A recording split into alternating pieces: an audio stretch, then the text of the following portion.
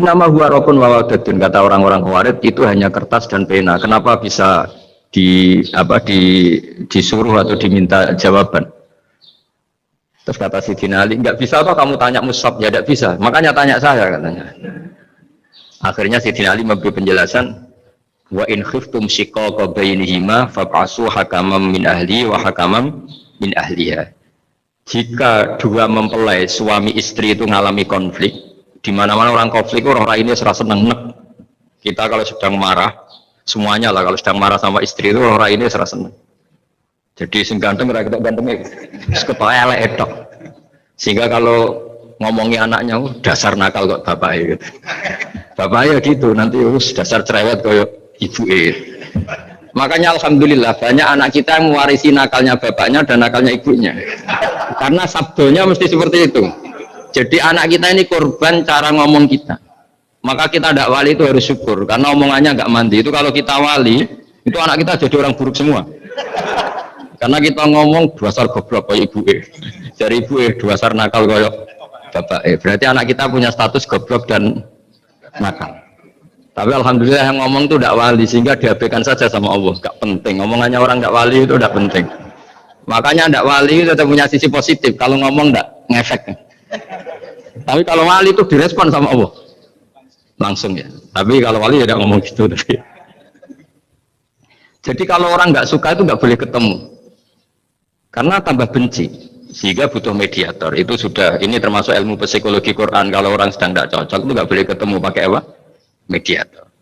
Jika suami istri sedang konflik, itu sebaiknya, seharusnya atau sayugjanya itu kirim mediator. Fab'atsu hakaman min ahli wa hakaman min ahliha. Yurida islaha yuwaffiqillahu bainakuma.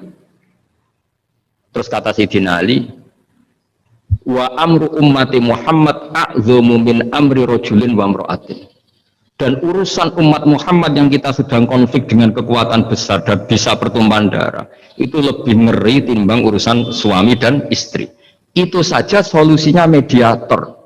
Hanya sesepele itu urusan pribadi saja Allah menyuruh ada mediator. Apalagi urusan kita yang lebih dahsyat. Akhirnya mereka ngakui cara istimbat, cara ngambil kesimpulan Sayyidina. Jadi ini masalah-masalah yang orang bilang seakan-akan benar. Sudah kita kembali ke Quran, kembali ke Quran. Quran yang mana? Wong kamu tidak paham. Lama-lama tanyanya cetakan mana ini? Ribet kan? Makanya saya ini bikin gerakan besar-besaran yang dulu saya ngaji tafsir lama sekali dengan Mbah Mun. Ngaji sama bapak saya, sekarang alhamdulillah sering diskusi sama Pak Quraisyab karena kita ini butuh dan saya punya teman akrab Gus Yofur juga doktor tafsir. Ya, kalau kamu ingin tak sebut ya punya teman kalian semua untuk mengkaji apa? Tafsir. Itu memang kita butuh. Karena Quran itu teks. Teks itu harus difahami ahlinya karena tapi ketika orang ngomong ayo kita kembali kitab buah, kembali ke kitab buah itu kembali yang apa? Terus tentang apa? Sehingga banyak orang yang entah saking angkuhnya, entah saking benarnya tidak tahu. Saya tidak mau kembali kepada Quran. Kenapa? Saya tidak pernah keluar, saya di situ. Kembali itu kan sudah keluar baru kembali. Itu entah saking angkuhnya, entah saking benarnya tidak tahu. Mau kamu katakan angkuh yang masuk akal? Saya tidak mau kembali. Saya tidak pernah keluar. Memang saya sudah di situ. Benar mana? Bisa jadi ya sudah ini itu wilayah yang nggak jelas. Tapi bahwa mukjizatnya Nabi itu menerangkan sesuatu yang kayak iya kayak enggak. Karena orang kafir itu pintar mengemas kebatilan sebagai kebenaran.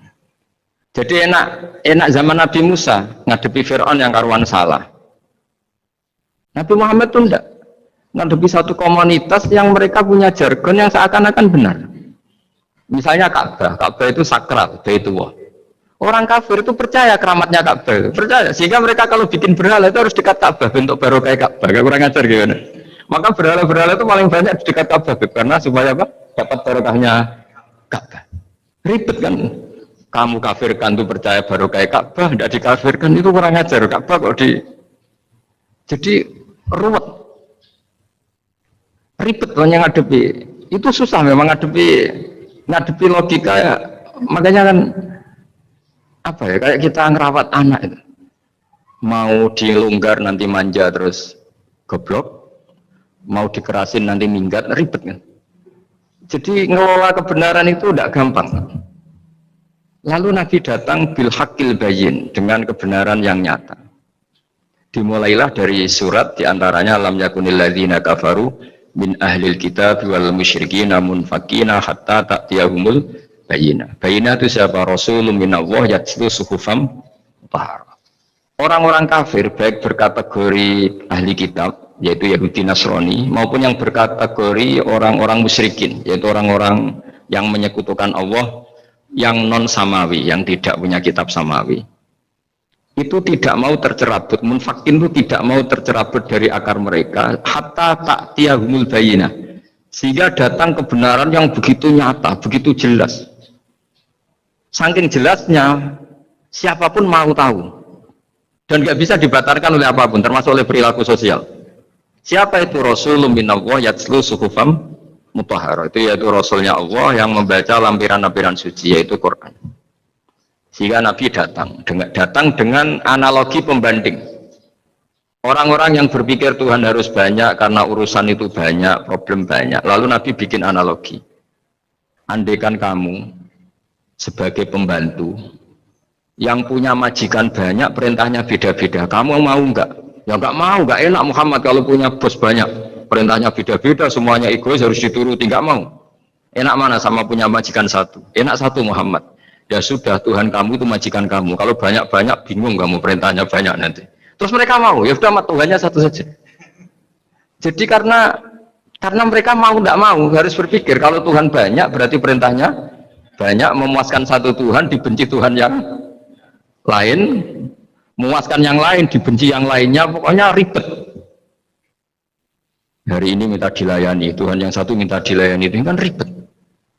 Jadi Nabi itu pakai logika yang gampang. Makanya ketika Allah menjelaskan itu, ketika Allah dorobawa masalar rojulan fihi syuraka umutasakisuna wa rojulan salamal dirojul hal yastawiyani masalah. Alhamdulillah, Allah bikin satu perumpamaan. Ada orang yang punya majikan banyak, yang satu punya majikan hanya satu. Hal yastawiyani masalah, nasibnya enak mana? Enak yang punya majikan satu, karena standarnya jelas, SOP-nya jelas. Akhirnya mereka sadar, oke, Muhammad Tuhannya satu saja. Lalu dalam pertanyaan-pertanyaan yang lain, misalnya tadi, masalah Sayyidina Ali, masalah dibully lah kalau sekarang itu Nabi menjawab ya dengan rasional. Karena mau tidak mau. Karena Nabi tidak dibolehkan pakai mukjizat zaman itu. Untuk awal-awal jadi Nabi itu nggak boleh pakai mukjizat. Karena mukjizat itu punya sisi yang sangat-sangat fatal, yaitu kalau Allah sudah menurunkan mukjizat, itu sekali nggak diimanin itu harus ada azab. Nabi ingin umatnya itu nggak kena azab. Makanya ketika Allah Taala wa ma mana'ana an nursila fil ayati illa an kadzdzaba bihal awwalun. Cara terjemahan bebasnya gini. Muhammad, saya tidak ngasih mukjizat kamu kayak Nabi Musa, kayak nabi-nabi sebelum kamu yang berupa fisik. Itu problemnya satu, sekali saya menurunkan mukjizat, tren umumnya ini didustakan. Ketika didustakan, saya punya alasan menyiksa, wong sudah tak perlihatkan sebegitu jelas kok tetap didustakan. Maka sekali saya menurunkan mukjizat, kata Allah, wa ma nursilu bil ayati illa takhwifa. Saya memberikan satu ayat itu hanya warning, hanya peringatan bahwa ini akan ada bahaya azab. Sehingga karena pilihannya itu Nabi milih gak ada mukjizat yang seperti nabi-nabi sebelumnya, milih mukjizat yang ilmiah, yaitu Al-Quran yang kita warisi sampai sekarang. Alhamdulillah. Karena kata ulama-ulama, nah ini pentingnya penjelasan. Andaikan mukjizat kita itu hanya tongkat, maka hanya ada di museum. Kita lihat tongkatnya Nabi Musa, mungkin klaimnya ada di Turki. Mukjizat tabut kita lihat lagi di mana lah tempat di museum apa. Tapi kalau mukjizatnya Al-Quran, itu umatnya Nabi akan merasakan nikmatnya ila yaumil kiamah. Misalnya kita dalam bersuami istri, atau dalam berkeluarga, atau dalam bermasyarakat. Itu Quran kalau nasihati kita gampang sekali. Misalnya, wa ashiruhunna bil ma'ruf, fa in karihtumuhunna fa asa an takrahu syai'a wa yaj'alallahu fi khairan katsira. Sudahlah kalau sama istri itu yang baik. Jika ada watak istri yang kamu nggak suka, dalam ketidaksukaan kamu itu ada kebaikan yang banyak. Kamu nggak suka karena kalau istri kamu sering marah, kamu nggak suka. Sukanya yang senyum. Tapi kalau senyum terus sama orang lain juga senyum, ribet kan kamu. Jadi sudah anggap saja ada hikmahnya. Semua itu ada hikmahnya. Kalau istri kamu marah tidak kelihatan marahnya, dipendam, itu nggak ekspresif. Cara akting sinetron nggak masuk itu. Tapi kalau marah kelihatan marahnya itu ekspresif, itu kecerdasan, itu kan? Bisa menumpahkan keinginan. Oh itu bagus ya. Jadi disuruh lihat sisi apa? Positif. Imam Syafi'i itu pernah ketemu seseorang yang di depan beliau cium tangan hormat. Suatu saat dikasih tahu sama santrinya yang lain. Orang yang mencium kamu, wahai Imam Syafi'i, itu di belakang ngerasani kamu, bully kamu. Kata Imam Syafi'i, baguslah. Kenapa? Berarti saya wibawa, di depan saya tidak berani. Jadi enteng. Beliau dikasih tahu, tetangga kamu banyak yang benci engkau ya Imam Syafi'i. Baguslah, tidak akan utang saya. Justru yang kenal-kenal itu yang utang-utang itu. Jadi enteng terus. Jadi dunia ini dianggap gampang saja. Coba kalau istri kamu sedang rukun sama sedang marah itu murah mana? Murah marah. Kalau rukun minta ke mall pusing. Jadi ulama dulu itu murah mana? Marah sama rukun. Kalau sedang harmonis minta ke mana?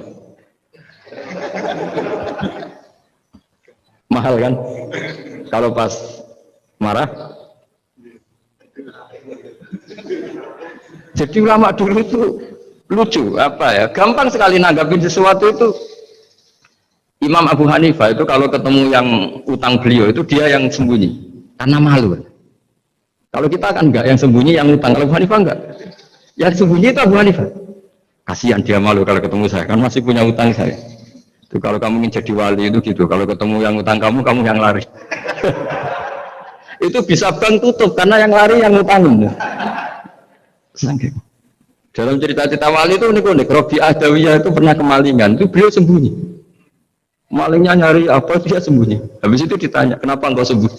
Sama lu, sama malingnya. Karena rumah saya nggak ada yang bisa dimaling. Karena tidak punya kota. Jadi, ini kalau berpikir rasional kan ada Habib Fikri, bahasa rasional. Ini tak latih berpikir yang agak-agak rasional. Nah, Nabi itu diutus dalam kondisi masyarakat yang rasional. Sehingga repot. Dan yang tidak rasional itu punya kecakapan olah kata sehingga seakan-akan rasional. Makanya ada kalimat terkenal di kalangan ulama, kalimatu haqqin urida bihal batil. Omongannya benar, tapi maksudnya tidak benar. Kayak tadi, la hukma illa lillah. Tidak ada hukum kecuali yang ada di Quran. Tidak ada hukum kecuali yang diturunkan Allah. Pertanyaannya, apa itu? Ya Quran. Lah iya apa? Makanya kata Sidina Ali, ya sudah, sal hadal musab, tanya musab kamu. Oh ya tidak bisa, itu kan hanya kertas sama tulisan. Makanya tanya ulama, kata Sidina Ali. Nah Quran itu balwa ayatum bayinatun fi suduril ladzina utul ilm. Quran itu begitu jelas sebagai solusi, tapi di hatinya orang yang punya ilmu. Sehingga kemudian lahir beberapa generasi tauhid. Yang paling masyhur dimulai tauhid itu yang masyhur ya, yaitu adalah ketika ada orang namanya Muhammad bin Jubair bin Mut'im. Itu bapaknya Muhammad ini namanya Jubair bin Mut'im. Itu dia orang kafir, masih kafir.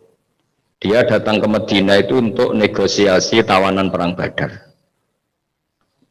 Dulu beberapa orang yang negosiasi sama Nabi itu ya nunggu di masjid. Singkat cerita, Nabi sholat maghrib baca surat Wattur wa kitabim mastur fi rakim mansur wal baitil ma'amur wasaqlu fil marfu wal bahril masyur. Terus dia dengerin sampai Allah tanya, am khuliqu min ghairi syai'in. Kalau kamu tidak ngakui saya sebagai Tuhan, kata Allah, silahkan Anda berpikir bahwa alam raya ini dimulai dari ketiadaan. Atau kamu sendiri merasa sebagai pencipta alam raya ini, pencipta langit dan bumi. Itu namanya am khalaqus samawati wal ard. Itu orang itu disebut dahiyatul Arab, orang paling cerdas di Arab. Itu dia bingung. Dia selamanya kafir. Cara berpikir menuhankan berhala, Lata, Uzza, pokoknya menuhankan makhluk lah. Terus dia mikir, Muhammad ini kacau ya. Akal saya dihabisin, kata dia. Jadi cara berpikir dia pakai akal, dia tidak percaya mujizatnya Quran, tapi dia bilang Muhammad ini kacau, akal saya dihabisin. Akhirnya Nabi